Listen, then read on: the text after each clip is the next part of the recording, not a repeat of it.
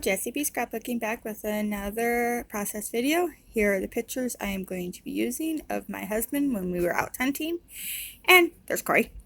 And so today is scrap 5, and I'm going to be using this beautiful paper pad. Those are all my scraps. And I'm going to be using this page maps sketch as well. So for scrap 5, it was picked by Ronnie Sue Scrapper. The recipe was this time. And let me think. What was it that she wanted? While I think about that, I'll let you know that I'm doing an 8.5 by 11. So I'm going to use this green as my background. And then I'm going to use this brown as the panels on the side that you can see in the sketch. There's two panels that are almost like triangles.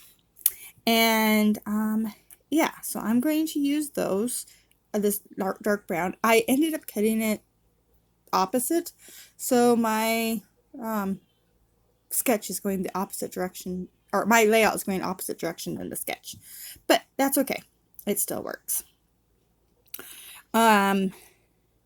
So let's see, what do I need for the scrap 5? I need 2 or 3 long tags. I'd use a stencil, make and use an embellishment, and use twine or ribbon, and then add splatters. Okay, so here are my long tags. I'm using these 2 mustard colored tags that I make, and I'm liking that. I do not, in the sketch it has like a piece of paper behind the photos, and I'm actually not going to add that. I will map my photos in this adorable pumpkin paper, but I'm not going to add another piece of paper behind because it's already covering up so much since I am shrinking the sketch down. But yeah, so I do have the 2 different size photos. I do keep the smaller one a little bigger than I think in the sketch, but that was because I wanted to show just kind of the terrain that we were hunting in this particular spot. It was on the top of the mountain. It was beautiful, but a couple years ago, I think in 9 years ago, it all caught on fire, and so you can see all the burnt trees and everything, but then you can also see where it is trying to grow back. So I just wanted to show that in the in the picture, because I just thought it was a really cool picture.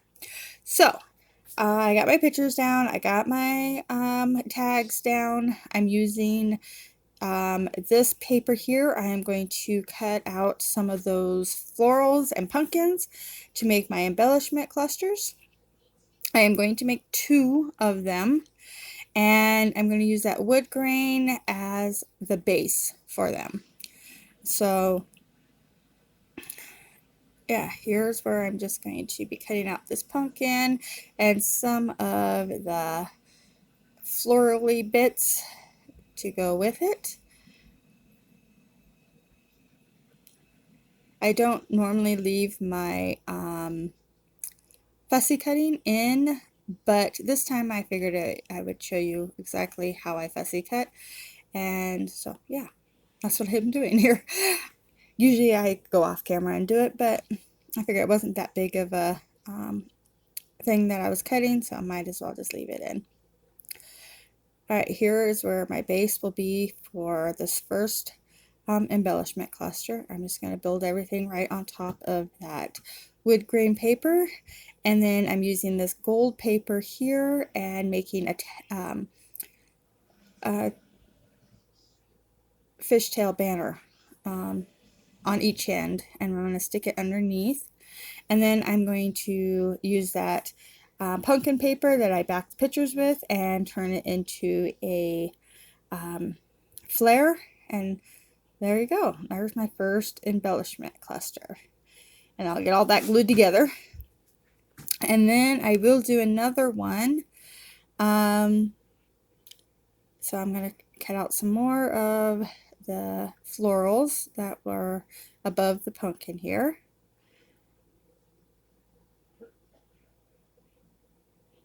And yeah, so while I'm doing that, I think I do that one off camera. Yeah, I do. I just want to remind everyone to go and check everybody else out that is playing along with the scrapfive. And if you want to play along on Instagram, use the hashtag scrapfive. And yeah, so that way we can see everything that you guys are doing too. And yeah, it's just a lot of fun. So there's my second embellishment cluster, and I'll get that all laid or glued down. And I did decide to add a flower to it, so that's why that all of a sudden just appeared there. And then I'm going to add a flower.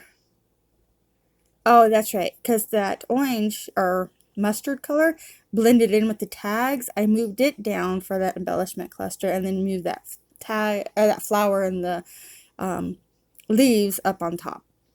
So everything is glued down now. I did that off camera. And I remembered I had to add some twine. So I'm just using this twine here. It's like coated in, I don't know, wax, because however you put it, it stays. And so it makes perfect little bows. So I'm adding a bow for each tag. I'm not going to add a tag hole. I figured just a tag will work. And so I'll get that glued down, and then I will come in, oh, excuse me, with my stencil.